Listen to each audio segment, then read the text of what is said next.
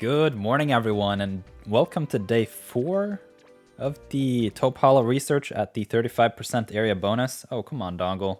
You want to play today, don't you?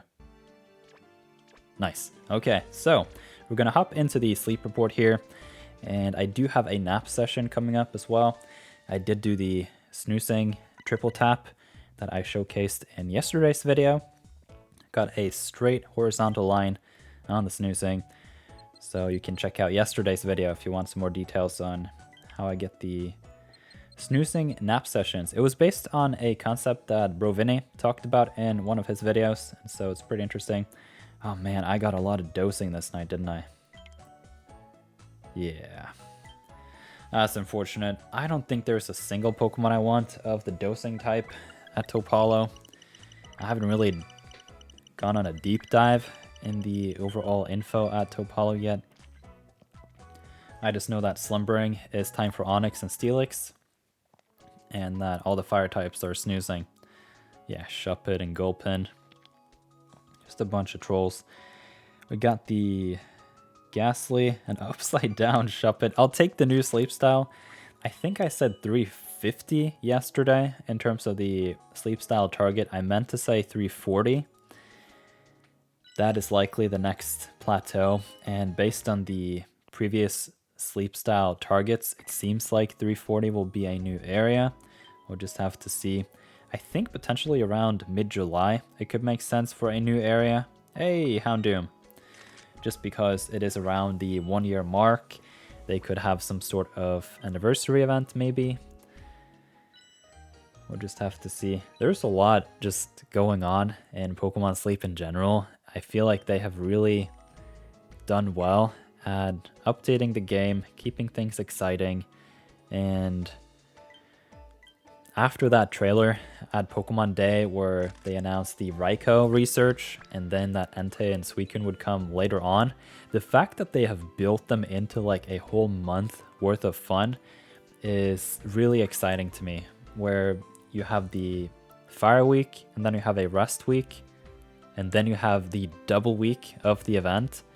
It's just huge in my opinion, because then you can have a couple weeks of just nothing and people are like, oh, it was a little bit too much, but it was fun. And then we go back into it with another month worth of fun. And I kind of like that rhythm personally. So the Shuppet is going to be hungry, and I am tempted. So I'm not too big a fan of the Shuppet. It's a decent berry Pokemon. We can bring up the Banette here in the widget. Let's see, Banette. It's coming. Just a little bit slow, the first one. So, gonna feed it one Pokebiscuit here. And we'll see if it's just a crit or if it's a mega hit. It's a crit. So yeah, Banette has the Ghost Berry. I think that's Blockberry. And it is a decent value. And the Banette is also pretty fast.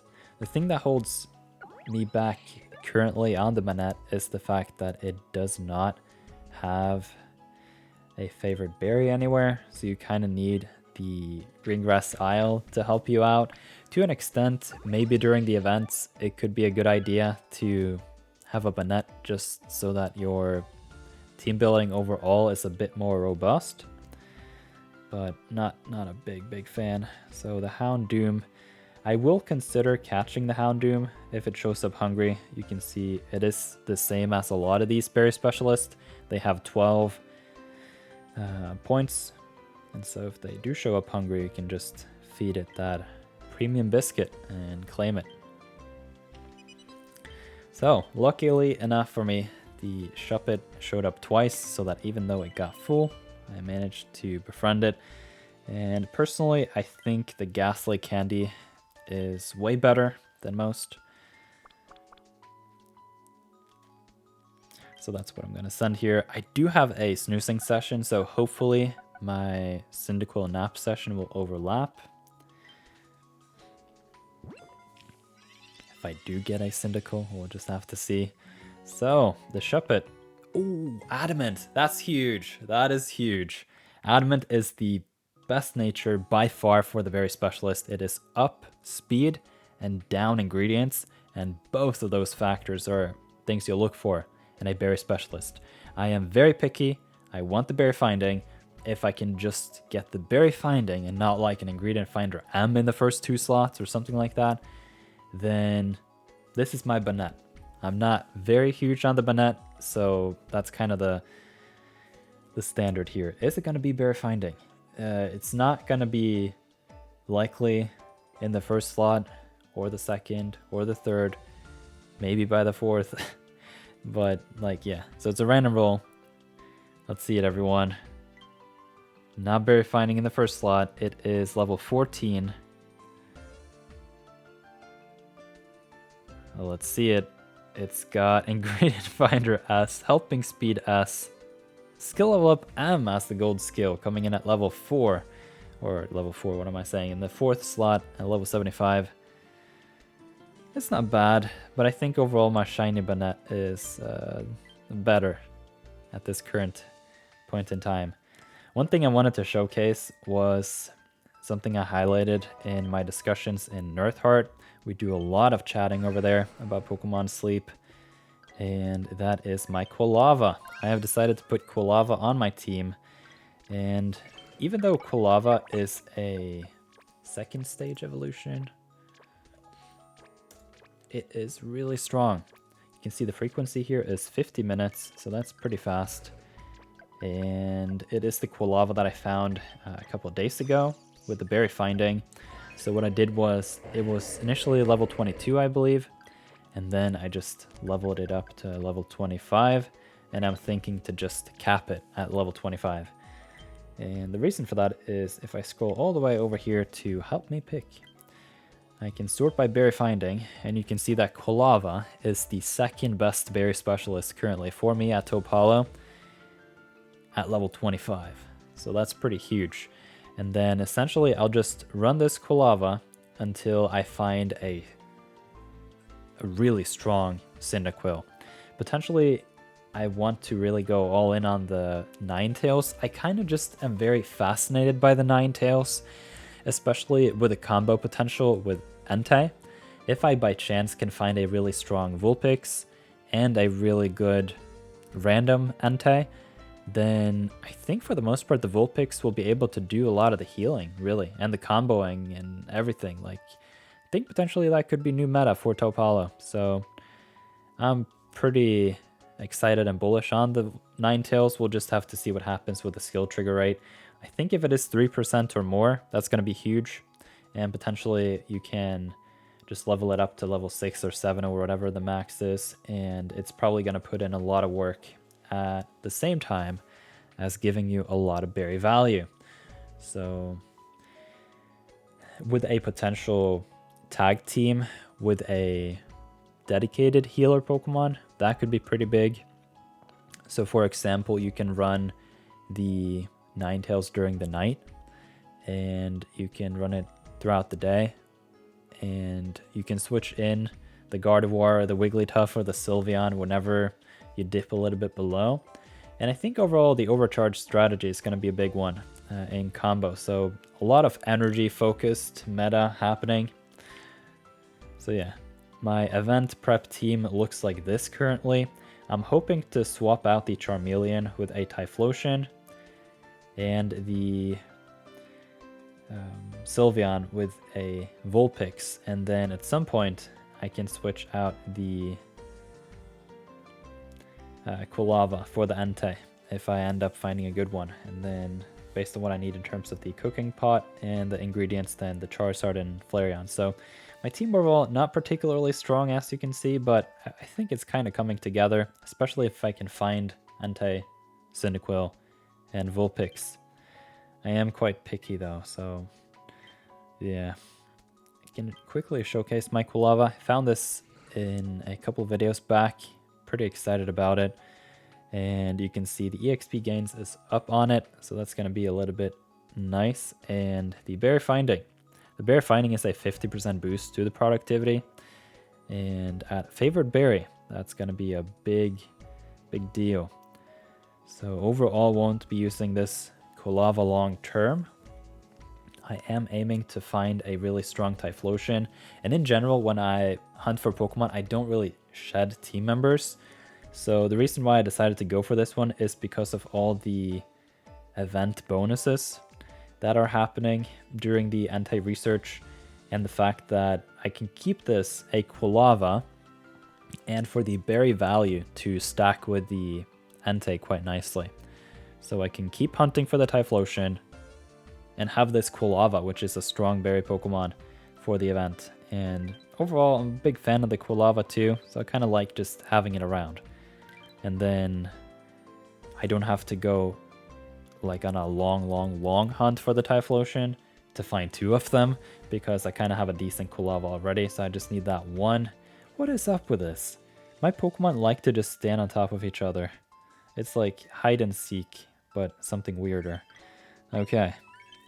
Another thing I wanted to pop into was the research community. I tried to look for Squiggly yesterday, didn't show up.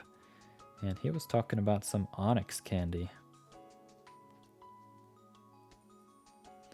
Let's see if we find him. It's been a little bit weird at times where... There we go. Quilava. Hey, it's a nice Typhlosion and running the Raikou. Level 38, that's pretty impressive.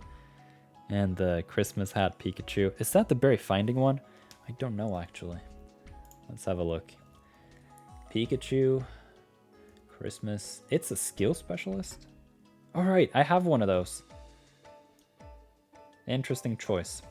So, got an Eevee as well. I wonder if this is the upcoming Flareon potentially. Squiggly will have to let me know in the comments. But yeah, thank you for the Quilava candy. I appreciate it. So, if we hop back into the main screen here, we can open up the nap session, which based on my experience yesterday will be a snoozing session, and so hopefully I'll be able to find a Cyndaquil.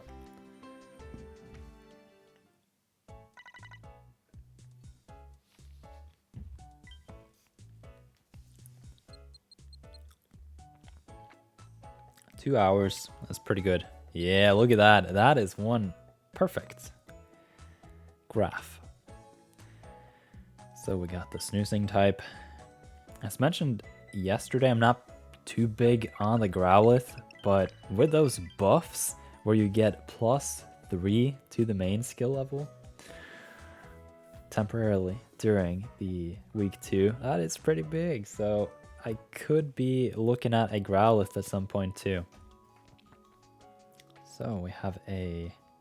There we go. There's the Cyndaquil. We got a Ditto, Rattata, Charmeleon, Charmander, Growlithe, and Rattata. And at least one of these Pokemon will be hungry. If it is the Growlithe, I am going to befriend it. But hopefully it's like the Cyndaquil or the Ditto. I'd take a Ditto. That'd be pretty good. Alright, let's see it, everyone. 1 in 7 chance of a hungry Ditto. I like it. I do have a really strong Ditto already, but I almost want to go for a second one. It's the Charmeleon. I don't think I should go for it though. I don't like to waste my biscuits in exchange for candy. It just feels so bad. So I think I'm just gonna secure the Cyndaquil here. Thankfully they can't be full by 2 biscuits, so... Or I guess 1 biscuit into the second one. So we have a Cyndaquil to review in this sleep session. That's pretty big. Wiggling my way towards level 10 for that. Higher chance of the berry finding in the first slot. And then I am a little bit curious about the Growlithe, just because of that second week. So I'm going to feed it a little bit. The Growlithe wants to join us. Look at that. Mega hit. It's a single biscuit. So that's going to be an interesting review. And at that point, I'm almost wondering if I should look for a berry finding Charizard as well. Just get all the fire types.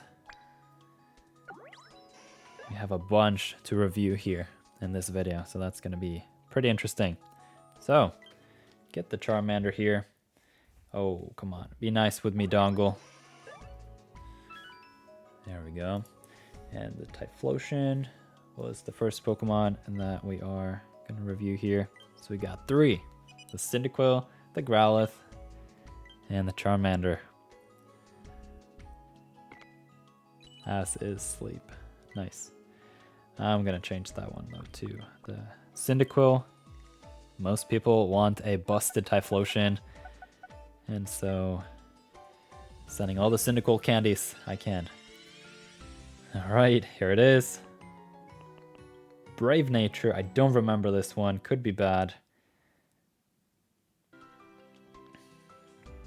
Energy recovery bonus. It was a gold skill, but it was the wrong one. Skill trigger, helping speed, ingredient finder. Speed to help up, EXP gains down.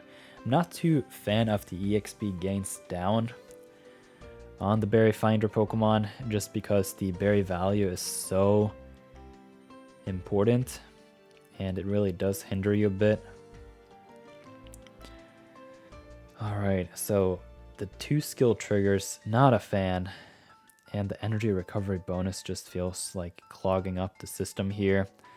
So, especially considering the fact that I already have a berry finding Quilava, it really sets the bar high for my Typhlosion candidate. So, we have a Growlithe to review. There we go. It's a sassy nature. I don't remember this one either. Double herbs and then milk. 5 milks in that last slot is quite a bit. Ooh, so it is a skill specialist, and it's got the skill level up S in that first slot, since it's level 14. Does this have the skill trigger M though? Inventory, neutral. It's got berry finding at level 50, helping speed, and main skill chance up nature. Are you for real? That is insane. That really wanted to join our team, didn't it? So 1 sub-skill seed, get it to extra helpful level 4 after evolving it, and then at level 75 it gains helping speed with the main skill chance up. It does suck a little bit on the EXP gains down, and it's gonna take a while to get it to level 50, but I mean, overall, this is a pretty strong Growlithe. I'm not a big Arcanine fan in Pokemon Sleep. I think Arcanine overall is a really cool Pokemon, but it's not very, very strong.